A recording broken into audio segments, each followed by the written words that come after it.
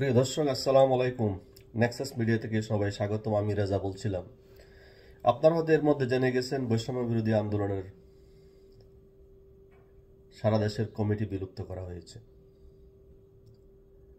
কিন্তু এখন প্রশ্ন হলো, প্রিয় দর্শক, কি কারণে এই কমিটি বিলুপ্ত করা হলো এবং এই বিলুপ্তি কি সমাধানের একমাত্র লক্ষণ?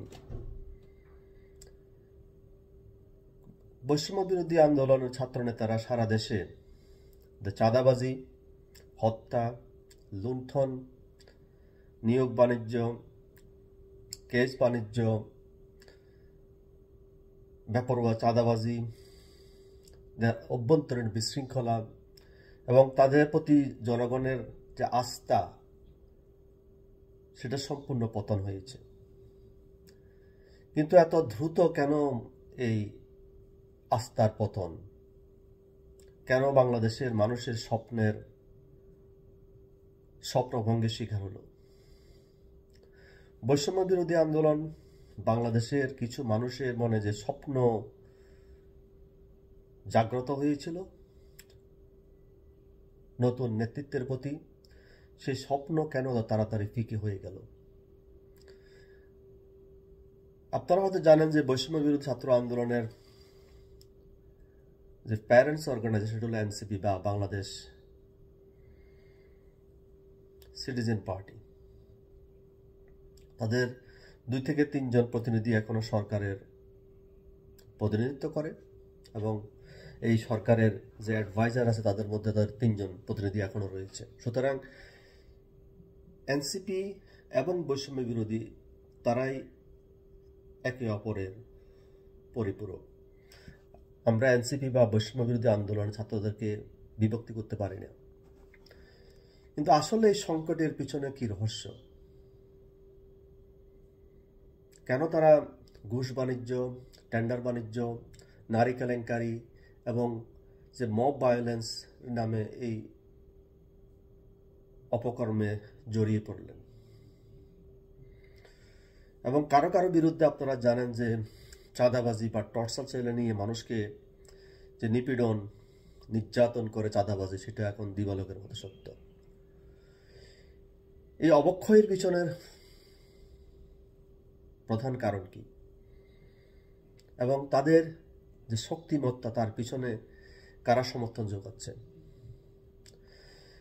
প্রিয় দর্শক, আমার যে ক্ষুদ্র পরিসরে বা যে জ্ঞান এবং গরিমা, তার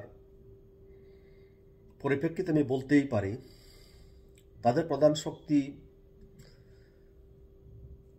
শক্তির উৎস হলো প্রধান অ্যাডভাইজার ডক্টর ইউনূস এবং আমাদের যে সেনাবাহিনী ওয়াকারুজ্জামান। কারণ ডক্টর ইউনূস স্পষ্ট করে বলেছেন উনি ছাত্রদের দ্বারা নির্বাচিত, ওনাদের জনগণের প্রতি কোনো কমিটমেন্ট নেই।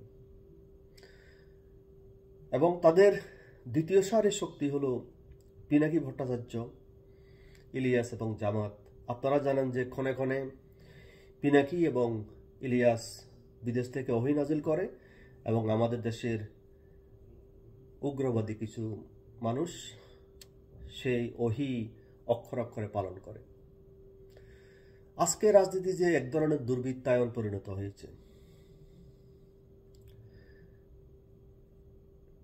দেশের মানুষকে বা দেশের মানুষ আজ যে প্রতারণার শিকার হয়েছে, এর জন্য দায়ী কে? এনসিপি এমন একটি দল যাদেরকে পুলিশ, সেনাবাহিনী এবং দেশের যে গোয়েন্দা সংস্থা তাদেরকে প্রটোকল দিয়ে বিভিন্ন সভা সমাবেশ বা সেমিনারে নিয়ে যাচ্ছে। এই যে রাষ্ট্রীয় প্রটোকল, রাষ্ট্রীয়ভাবে প্রদর্শন করছে, এটা একটা বেআইনি কর্মকাণ্ড। এর মাধ্যমে তাদেরকে বলা হচ্ছে তোমার কাছে অপরিসীম ক্ষমতা এবং তোমার এই ক্ষমতার কোনো শেষ বা পরিসীমা নেই।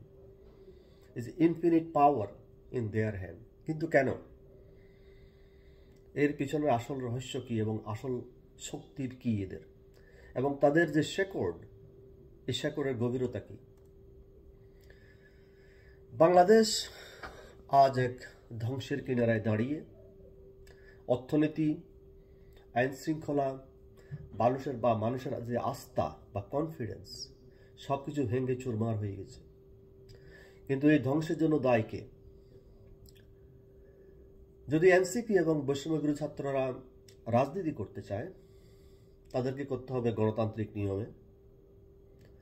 তাদেরকে জনগণের কাতারে দাঁড়াতে হবে এবং জনগণের ভালোবাসা নিয়েই তাদেরকে রাজনীতি করতে হবে। এবং রাজনীতি করতে হলে যে চর্চা, যে শ্রদ্ধাবোধ, যে কমিটমেন্ট, যে ট্রান্সপারেন্সি,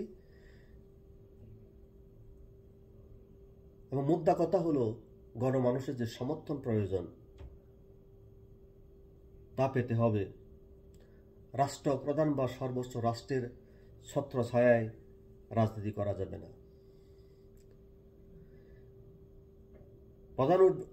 প্রধান উপদেষ্টা বা সেনাবাহিনী যদি তাদের প্রটোকল দেন, যদি তারা রাষ্ট্রের সমর্থনে গুন্ডামি চালায়, ভণ্ডামি করে, চাঁদাবাজি করে, নিয়োগ বাণিজ্য করে, হত্যা, দর্শন, খুন, রাহাজানি চালায়, সেটা হলো দেশের জন্য সবচেয়ে বড় বৈষম্য এবং এটা হলো এক ধরনের পক্ষপাতিত্ব এবং এটাকে আমরা বলবো নির্লজ্জ পক্ষপাতিত্ব এবং এই পক্ষপাতিত্ব বেশি দিন চলতে পারে না। আমরা এই পক্ষপাতিত্ব থেকে স্পষ্ট বুঝতে পারি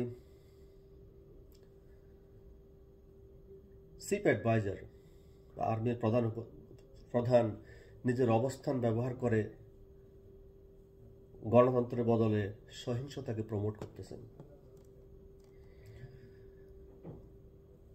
সারা বাংলাদেশে গত এক বছরে যে আওয়ামী লীগের নেতাকর্মীদের হত্যা করা হলো, তাদের বাড়িঘর পুড়িয়ে দেওয়া হলো, তাদের ব্যবসা প্রতিষ্ঠান ধ্বংস করা হলো, হাজার হাজার মানুষকে মব জাস্টিসের মধ্যে খুন করা হলো, এবং সবচেয়ে বড় কথা হলো বাংলাদেশের মুক্তিযুদ্ধ সব ছিন্ন ধ্বংস করে দেওয়া হলো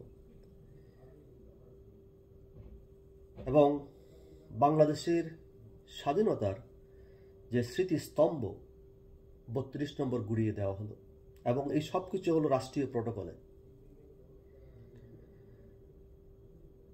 প্রিয় দর্শক, একজন সচেতন নাগরিক হিসাবে আমরা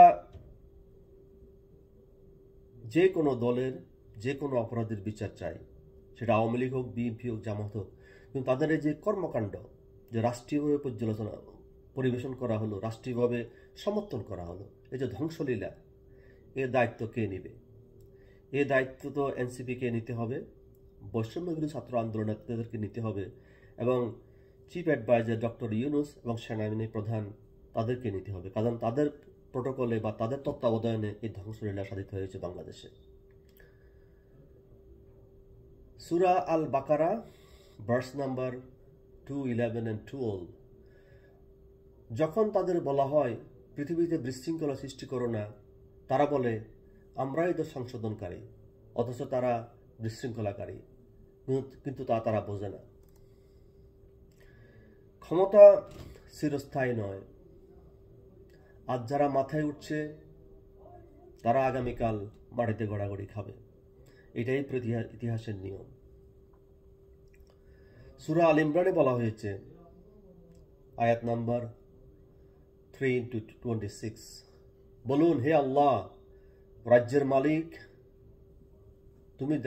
তুমি যাকে চাও রাজ্য দান করো, যাকে চাও তা তুমি কেড়ে নাও। আপনাদের কি হিটলারের কথা মনে আছে প্রিয় দর্শক? অপরাধ, নিপীড়ন আর ঘৃণার রাজনীতি তাকে ইতিহাসের কালো পাতায় নিয়ে গেছে। এক সময়ের দোদুণ্ড প্রতাপশালী ক্ষমতা একদিন হাওয়ায় মিলিয়ে যায়। আজকে যারা এনসিপি বা বৈষম্য বিরোধী আন্দোলনের ছাত্র নেতারা ক্ষমতার যে দম্ভ, ক্ষমতাকে যে চিরস্থায়ী বা ক্ষমতাকে যে অপব্যবহার করছেন, তা একদিন ধুলায় মিশে যাবে। এটাই ইতিহাসের সাক্ষী এবং এটাই ইতিহাসের নিয়ম। প্রিয় দর্শক, আজ আমাদেরকে বিবেচনা করতে হবে আমরা কোন পথ বেছে নেব। গণতন্ত্র, ডেমোক্রেসি নাকি দুর্বৃত্তায়নের পথ? জনগণের ক্ষমতা নাকি রাষ্ট্র